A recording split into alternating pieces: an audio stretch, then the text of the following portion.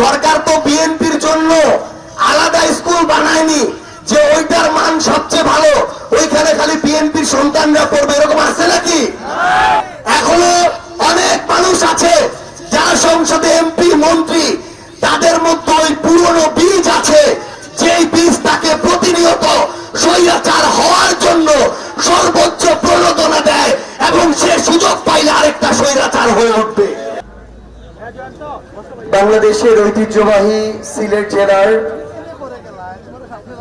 কোম্পানিগঞ্জ উপজেলায় আমাদের এই যে উন্মুক্ত পথসভা, এখানে দুপুর পেরিয়ে বিকাল হচ্ছে, এই তপ্ত রোদে এই যে হাজারো মানুষের উপস্থিতি, আপনাদের সবাইকে জানাই সালাম, আসসালামু আলাইকুম ওয়া রাহমাতুল্লাহ।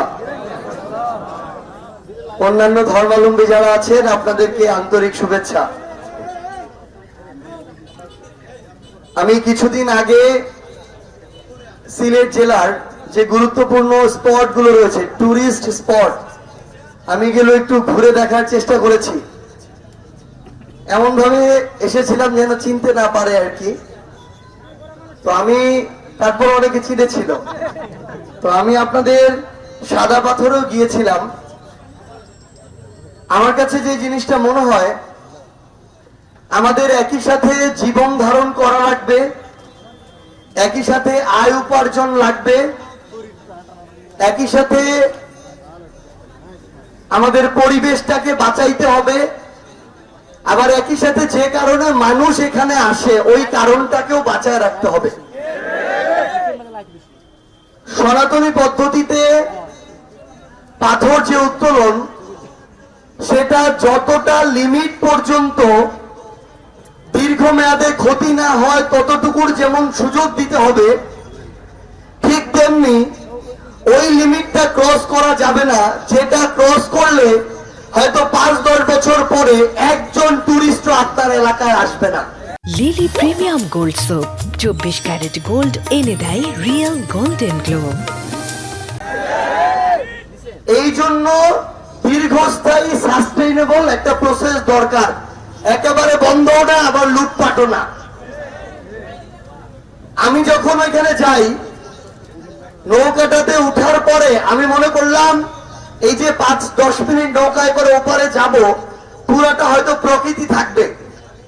কিন্তু ওইখানে গিয়ে যখন আমি শত শত দোকান দেখি, প্রকৃতির মাঝে যে প্রকৃতি আমি দেখতে গেছি, সেখানে যখন আমি জুতার বাক্সগুলাকে এমন ভাবে দেখি মনে হয় এক একটা টয়লেট, তখন আমার দ্বিতীয়বার ওইখানে যাওয়ার ইচ্ছাটা কিন্তু আর নাই। আমি এই কথাগুলো কেন বলছি, কারণ আমি চাই আমার যে হাজার হাজার মানুষ কোম্পানিগঞ্জের ওইটার উপরে নির্ভরশীল, এটা যেন আগামী 100 বছরও বেঁচে থাকে। দীর্ঘমেয়াদে চিন্তা করাটা জরুরি। 3টা দেশের আমন্ত্রণে বিগত 2 বছরে আমাদের যাওয়ার সুযোগ হয়েছে। আমরা যখন কোন প্রাকৃতিক একটা জায়গায় গিয়েছি, যেখান থেকে ওই স্পটটা শুরু, ওইখানে একটাও কৃত্রিম জিনিসের ছোঁয়া পর্যন্ত খুঁজে পাওয়া যায় না। প্রাকৃতিক মানে প্রাকৃতিক। কিন্তু এই নৌকার ঘাট পর্যন্ত ঠিক ছিল, ওখানে দোকানপাট বাজার থাকবে, মানুষের প্রয়োজনও আছে, কিন্তু তারপরে যেটা এটা আশাহত করেছে। সেম আমি যখন রাতারগুলে গেলাম, ওইখানেও একই অবস্থা। দেখি রাতারগুলের ফরেস্টের ভিতরে নৌকায় করে বিভিন্ন দোকান দেওয়া হয়েছে। আমি যখন বিছানাকান্দিতে গেলাম, ওইখানেও দেখি নদীর পাশে যে ধার, ওই ধারে অনেকগুলো হোটেল দেওয়া হয়েছে। তাহলে আমি এই কথাগুলো কেন বলছি, কারণ আমার যে ভাইরা বাবারা এটার উপরে নির্ভরশীল, তাদের জীবন জীবিকা চলে। একজন পর্যটক হিসেবে আমি এটা বলে গেলাম যে পর্যটকের আগ্রহটা তখন কমে যায় যখন এই ধরনের পরিবেশ চোখে পড়ে। এই জন্য আপনাদের কাছে অনুরোধ, আপনারাও সাময়িক ছোট্ট লাভের দিকে তাকিয়ে দীর্ঘমেয়াদে নিজেদেরকে ক্ষতিগ্রস্ত করবেন না। এবার আমি একটু আমাদের বর্তমান যে রাজনীতির জায়গাটাতে একটু আসি। বিএনপির যারা আমাদের রাজনীতিবিদ আছেন, টকশো থেকে শুরু করে প্রত্যেকটা জায়গায় তারা সমালোচনা করে যে বিরোধী দল এবার নাকি খুব একটা শক্ত হয় নাই। বিরোধী দল নাকি সংসদে তাদেরকে ঠিক মতো মোকাবেলা করতে পারছে না। এবার আমরা যখন একটু প্রত্যেকটা জিনিস ধরে ধরে কোন ব্যক্তি কি করছে, কোন জায়গায় কে কি করছে, এটা একটু বিশ্লেষণ করা শুরু করলাম, বলা শুরু করলাম, তখন আবার তারা এটা হজম করতে পারতেছে না। আমরা বিএনপিকে স্পষ্ট করে একটা কথা বলি, আওয়ামী লীগ তাদের সময়ে বিএনপির মতো বড় রাজনৈতিক দলকে রাজনীতি করতে দেয় নাই। 14, 18, 24-এর তিনটা লুটপাটের নির্বাচনের পরে বিএনপিকে নিয়ে আমাদের সবারই এমন একটা মনে হচ্ছিল যে শেখ হাসিনার মরার আগে পর্যন্ত মনে হয় শেখ হাসিনা আর কাউকে রাজনীতি করতে দিবে না। এমনকি বিএনপিরও আমাদের অসংখ্য যারা পরিচিত ভাই আত্মীয় স্বজন আছে তারাও একই কথা বলতো। সন্দেহ তৈরি হয়েছিল আমাদের 23 অক্টোবরের 28 তারিখের যে বিএনপির বিশাল বড় মহাসমাবেশ, সেটা যখন সফল হলো না, বিএনপির মধ্যেও সন্দেহ তৈরি হয়েছিল যে আদৌ কি আমরা এই স্বৈরাচারকে হটাইতে পারবো কি পারবো না। তাহলে আওয়ামী লীগ গুরুত্বপূর্ণ রাজনৈতিক দলদের রাজনীতি করতে দেয় নাই, পোষা বিরোধী দল তৈরি করেছিল জাতীয় পার্টি, ঠিক কিনা? 2 বছর যেতে না যেতেই পোষা বিরোধী দলের কোনো অস্তিত্ব নাই, আওয়ামী লীগের অস্তিত্ব এখন আইনগত ভাবে নাই, আগামীতে রাজনৈতিক ভাবেও থাকবে না ইনশাআল্লাহ।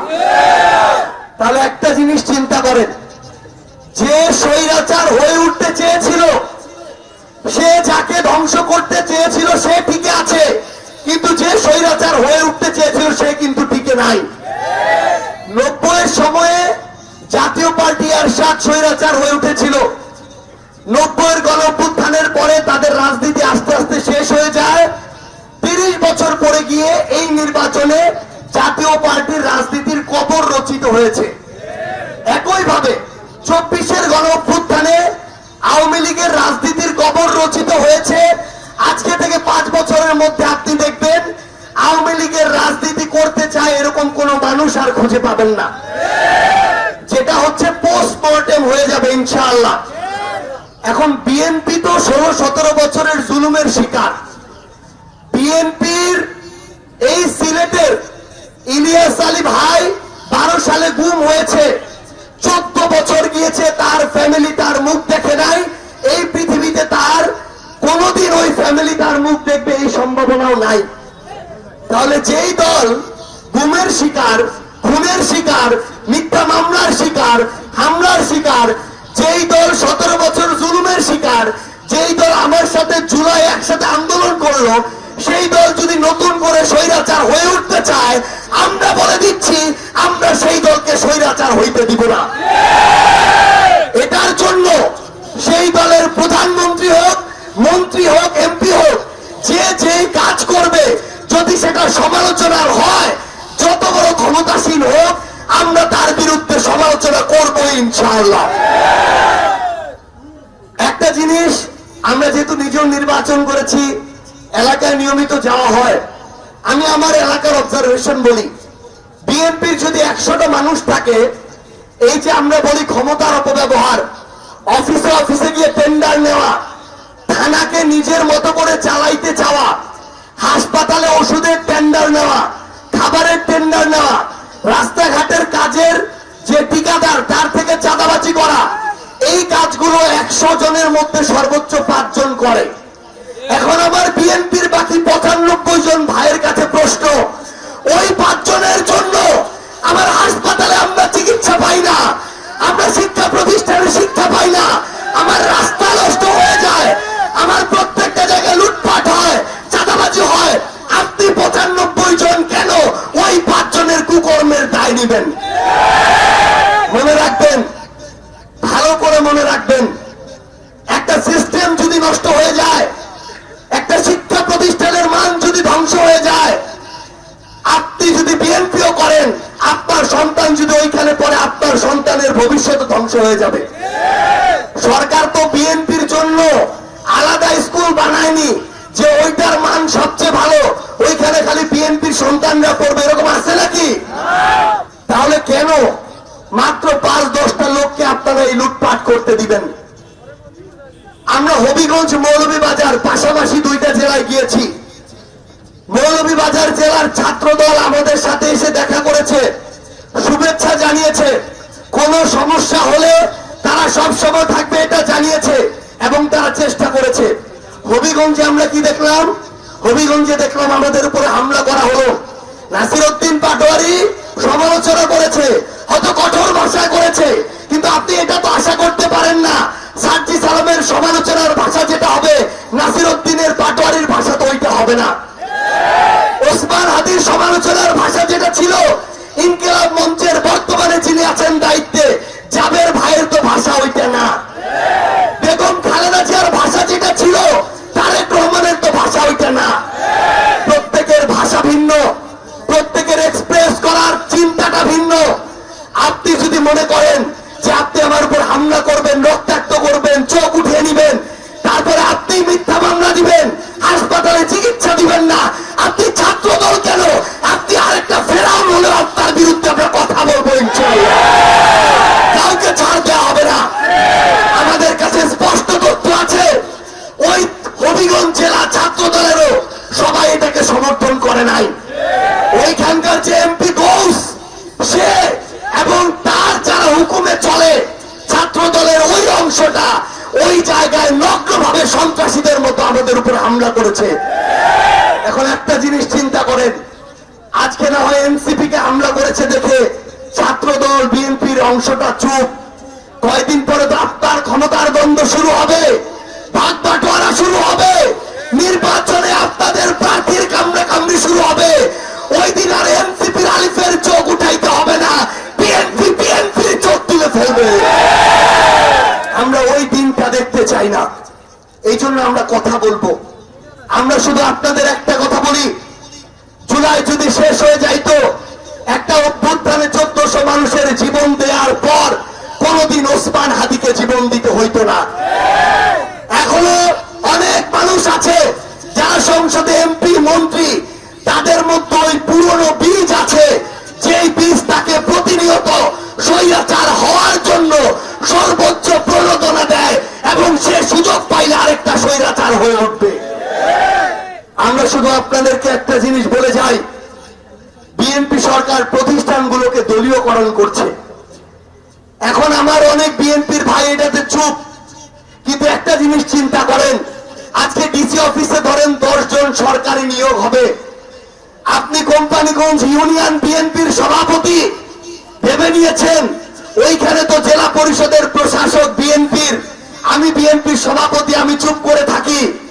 কিন্তু যেদিন 10 জন নিয়োগটা হবে, আপনার মেধাবী সন্তান মেধার বিনিময়ে যে সেখানে টিকে যাওয়ার কথা, আপনি দেখবেন ওই অযোগ্য জেলা পরিষদের প্রশাসক সে টাকা খেয়ে ওইখানে অযোগ্যদের নিয়োগ দিয়ে দিয়েছে।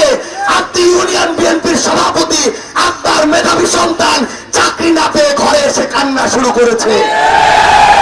যদি সিস্টেমটা নষ্ট হয়ে যায়, কেউ ছাড় পাবেন না। আওয়ামী লীগের যদি 100টা লোক ছিল, নৌকায় ভোট দিয়েছে, অপরাধ করে না, এরকম 2, 4, 5টা লোক তো ছিল, কেউ কি এবার রেহাই কেউ পেয়েছে? কেউ রেহাই পায় নাই। লজ্জায় মুখ দেখাইতে পারবেন না। এই বাংলাদেশে রাজনীতি করার অধিকার আপনাদেরই ধ্বংস হবে। মানুষের সামনে বলতে পারবেন না যে আপনি এই দল করতেন, আপনার সন্তান কোনোদিন আপনাদের পরিচয় দিবে না। আমরা শুধু আপনাদেরকে একটা জিনিস বলি, প্রত্যেকটা সমালোচনা যৌক্তিক ভাবে আমরা ততক্ষণ করব যতক্ষণ না এটা ঠিক হয়। এতে আপনি কারো চোখ তুলে নিলেন, কারো বিরুদ্ধে মিথ্যা মামলা দিলেন, কাউকে রক্তাক্ত করলেন, কাউকে রড দিয়ে পিটাইলেন, কারো মুখ বন্ধ করতে বললেন, আমাদের কিচ্ছু আসে যায় না। সম্মানিত কোম্পানিগঞ্জবাসী, আমাদের আগামীর লড়াইটা দলীয় লড়াই না, এটা বিএনপি এনসিপি জামাতের লড়াই না। এই লড়াইটা হচ্ছে ভালো আর মন্দের মধ্যে লড়াই, ন্যায় আর অন্যায়ের মধ্যে লড়াই, জুলুম আর মজলুমের মধ্যে লড়াই। ন্যায় আর অন্যায়ের মধ্যে যে লড়াই, এই লড়াই যদি আপনি ইনসাফের পক্ষ বেছে না নেন, আপনি কোন দল করেন এটা আর দেখা হবে না। একদিন না একদিন আপনি নিজেই নিজের পায়ে যে গুড়াল মারছেন, এটার জন্য সময় পতিত হতেই হবে ইনশাআল্লাহ। আমরা পরিশেষে আজকে দিয়ে আসলে আমাদের জুলাই পদযাত্রা শেষ, এরপরে আজকে আরো 2টা প্রোগ্রাম আছে। আমরা বিএনপিকে শুধু একটা আহ্বান জানাই, এখন আমরা বিএনপিতে এই পদযাত্রায় 30টা জেলা ঘুরে দেখেছি, এমন অনেক এমপি আছে যে বিএনপির এমপি না, বেগম খালেদা জিয়া তারেক জিয়ার এমপি না, মেজর জিয়া ধানের শীষের এমপি না, ও হইল নিজের আখের গুছানোর এমপি, ও হইল লুটপাট করার এমপি, ও হইল অর্থ পাচার করে কানাডায় শত শত বাড়ি করার এমপি। এই ধরনের লুটেরা মাফিয়াদের থেকে তারেক রহমান যদি বিএনপিকে বাঁচাইতে না পারে, তারেক রহমান যদি শেল্টার দেয়, আমরা তারেক রহমানকে এইটুকু বলে রাখি, আপনি প্রধানমন্ত্রী হন, দলীয় প্রধান হন, আপনার বিরুদ্ধে কথা বলতে আমরা এক চুল ছাড় দিব না ইনশাআল্লাহ। আপনারা আমাদেরও যৌক্তিক সমালোচনা করবেন। আমরা অনেকে আপনাদের সন্তানের বয়সী, অনেকে ভাইয়ের বয়সী, আমরা ভুল করতে করতে শিখছি, যৌক্তিক সমালোচনা করবেন, ভুল ধরিয়ে দিবেন, আমরা সেগুলো সংশোধন করে সামনের দিকে এগিয়ে যাব। কিন্তু মনে রাখবেন, কেউ যদি মনে করেন আমাদের মুখকে আপনি রড দিয়ে বন্ধ করবেন, রক্তাক্ত করে বন্ধ করবেন, তাহলে আওয়ামী লীগের ওই পূর্ব সময়, বিগত 16-17 বছরের সময়ের কথা মনে রাখবেন। শুধু একটা লাইন বলে শেষ করব, পাপ কিন্তু পাপকেও ছাড়ে না। সবাই ভালো থাকবেন প্রিয় কোম্পানিগঞ্জবাসী। আপনাদের সাথে আমাদের আগামীর ইনসাফের লড়াই আবারও দেখা হবে। আসসালামু আলাইকুম ওয়া রাহমাতুল্লাহ।